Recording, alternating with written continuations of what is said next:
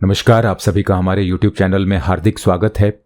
रामकृष्ण परमहंस जी के सदुपदेश के ऊपर जो हमने श्रृंखला शुरू की थी, उसी सीरीज का ये अगला वीडियो है। और इस वीडियो में जो हम पहला अध्याय पढ़ेंगे उसका नाम है ध्यान।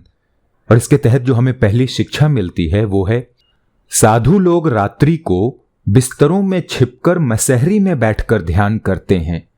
लोग समझते हैं कि वे सो रहे हैं, उनमें बाहरी दिखाऊ भाव बिल्कुल नहीं होता।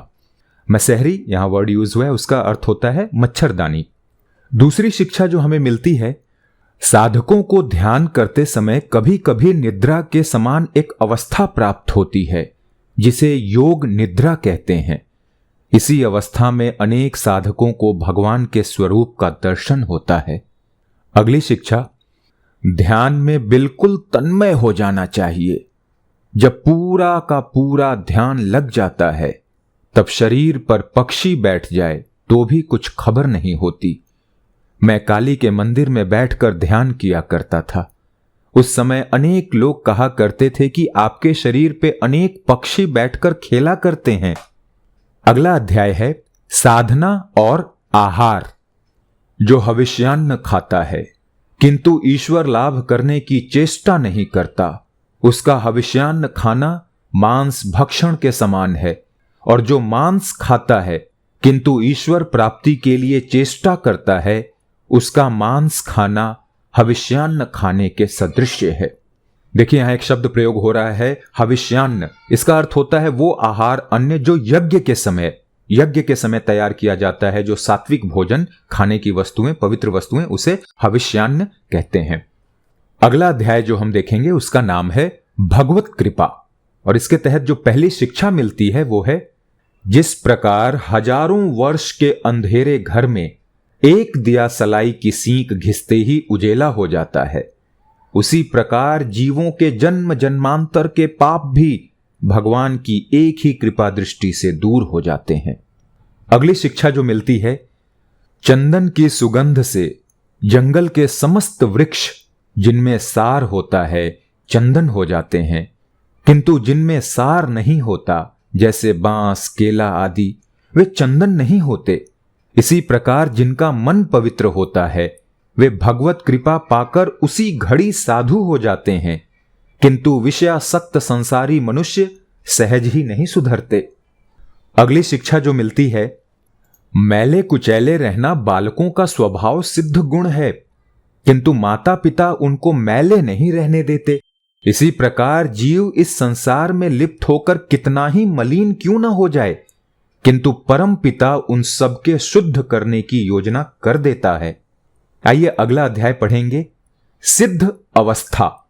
और इसके तहत जो पहली शिक्षा मिलती है, यदि लोहा एक बार पारस पत्थर के स्पर्श से सोना बन जाए तो फिर उसे किसी जगह रखो, उस पर जंग न चढ़ेगी, वो सोने का सोना बना रहेगा।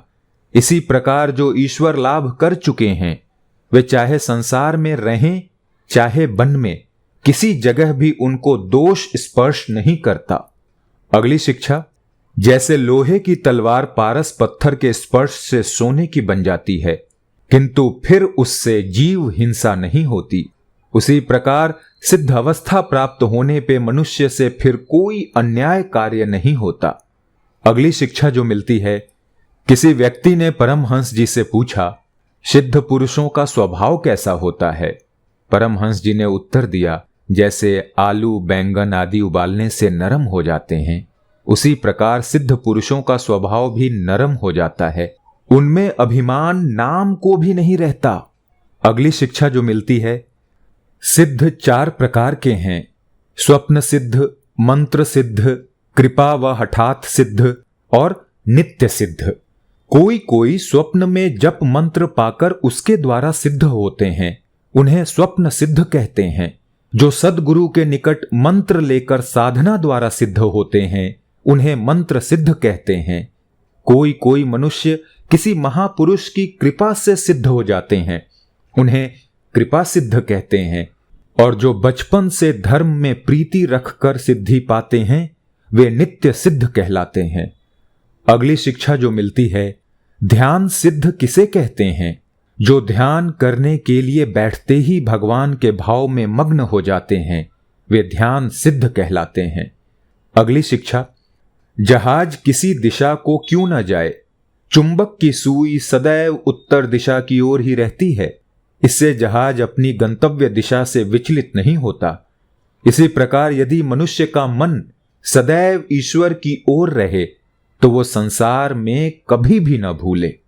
आइए अगली शिक्षा पढ़ते हैं। चकमक पत्थर सैकड़ों वर्ष तक पानी में डूबी रहे तो भी उसकी अग्नि नष्ट नहीं होती।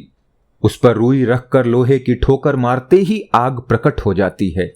इसी प्रकार विश्वासी भक्त हजारों वर्ष तक कुसंग में डूबे रहने पे भी धर्म से च्युत नहीं होते हैं। भगवत कृपा होते ही वे फिर ईश्वर प्रेम में उन्मत्त हो जाते हैं। अगली शिक्षा, जैसी भावना करो वैसी ही सिद्धि मिलती है। जैसे कीट भृंगी की भावना करते करते भृंगी ही बन जाता है, उसी प्रकार जो सच्चिदानंद की भावना करता रहता है वो आनंदमय हो जाता है। अगली शिक्षा, मतवाला जैसे नशे की झोंक में कमर की धोती को भी सिर पे बांधता है और कभी बगल में दबाकर नाचने लगता है। सिद्ध पुरुषों की अवस्था भी प्रायः ऐसी ही होती है। अगली शिक्षा, जैसे पुल के नीचे से जल जल्दी बह जाता है, वहां नहीं ठहरता, उसी प्रकार मुक्त पुरुषों के हाथ में जो रुपए पैसे आते हैं वे शीघ्र ही खर्च हो जाते हैं। उनमें विषय बुद्धि नाम मात्र को नहीं रहती। अगली शिक्षा देखते हैं।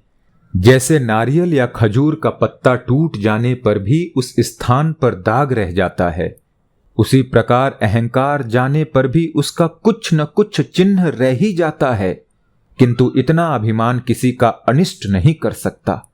उसके द्वारा खाने पीने सोने आदि के सिवाय और कोई काम नहीं होता।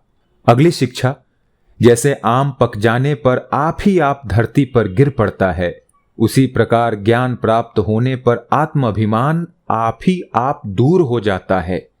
अगली शिक्षा, 3 गुण हैं, सत रज और तम। इन तीनों गुणों को कोई निःशेष नहीं कर सकता। एक मनुष्य किसी जंगली राह से जा रहा था। इतने में 3 डाकुओं ने आकर उसे पकड़ लिया और उसके पास जो कुछ था वो सब छीन लिया। तत्पश्चात उनमें से एक डाकू बोला, इस मनुष्य को अब यहीं मार डालना चाहिए। दूसरे ने कहा, नहीं, मारना उचित नहीं है, इसके हाथ पैर बांधकर छोड़ देना चाहिए। डाकू उसके हाथ पांव बांधकर चले गए। कुछ समय के पश्चात उनमें से एक आदमी आकर कहने लगा, आहा, तुम्हें बड़ा कष्ट हुआ, मैं तुम्हारे बंधन खोले देता हूं।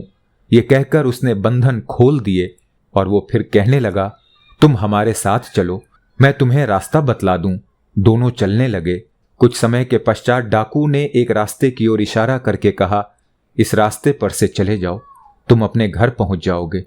वो मनुष्य बोला, तुमने हमारे प्राणों की रक्षा की है, तुम एक बार हमारे घर चलने की कृपा करो। डाकू ने उत्तर दिया, मैं गांव में नहीं जा सकता, मैं तो तुम्हें केवल रास्ता बतलाने आया था। अगली शिक्षा जो मिलती है, मुक्त पुरुष संसार में सूखे पत्ते के समान रहते हैं। उन्हें कोई निजी इच्छा या अभिमान नहीं रहता। हवा उसे जिस ओर उड़ा ले जाती है वो उसी ओर उड़ जाता है। अगली शिक्षा, अनाज को जमीन में बो तो उससे अंकुर निकल आते हैं और पेड़ तैयार हो जाता है, किंतु उसी अनाज को उबाल कर बो तो फिर उसमें अंकुर नहीं निकलते। इसी प्रकार जो सिद्ध हो जाते हैं उनको फिर इस संसार में जन्म ग्रहण नहीं करना पड़ता। अगली शिक्षा, परमहंस किसे कहते हैं? जैसे हंस को दूध पानी एक साथ मिलाकर दो तो वो दूध को ही पीता है और पानी को शेष छोड़ देता है। इसी प्रकार जो व्यक्ति संसार के सार पदार्थ सच्चिदानंद को ग्रहण करके असार संसार को त्याग देवे, वही परमहंस है। अगली शिक्षा जो मिलती है, पहले अज्ञान फिर ज्ञान और अंत में सच्चिदानंद लाभ हो जाता है, तब ज्ञान अज्ञान दोनों के आगे जाना पड़ता है। जैसे जब पैर में कांटा लग जाता है तब उसे निकालने के लिए एक और कांटे की आवश्यकता पड़ती है, किंतु जब कांटा निकल जाता है तब दोनों कांटे फेंक दिए जाते हैं। अगली शिक्षा, जो व्यक्ति सिद्धि लाभ करते हैं अर्थात जिन्हें ईश्वर का साक्षात्कार हो जाता है, उनके द्वारा कभी किसी प्रकार का अन्याय कार्य नहीं हो सकता। जैसे जो नाचना जानता है उसका पैर कभी बेताला नहीं गिरता। अगली शिक्षा, बृहस्पति के पुत्र कच्छ की समाधि भंग होने पर जब उनका मन बहिर्जगत में आ गया, तब उनसे ऋषियों ने पूछा, इस समय तुम्हें कैसी अनुभूति होती है? उन्होंने उत्तर दिया, सर्व ब्रह्ममयम, उसके सिवाय और कुछ भी नहीं दिखाई देता। अगली शिक्षा, जैसे पानी में कमल पत्र रहता है परंतु उसमें जल नहीं लगता, यदि कुछ जल लग भी जाए तो जरा हिला देने से सब झड़ जाता है, उसी प्रकार संसार में मुक्त पुरुष रहते हैं, उन्हें संसार की माया नहीं लगती। यदि कुछ लग भी जाए तो इच्छा करते ही सब हट जाती है। धन्यवाद। पढ़ते रहिए, समझते रहिए, लाभ उठाते रहिए।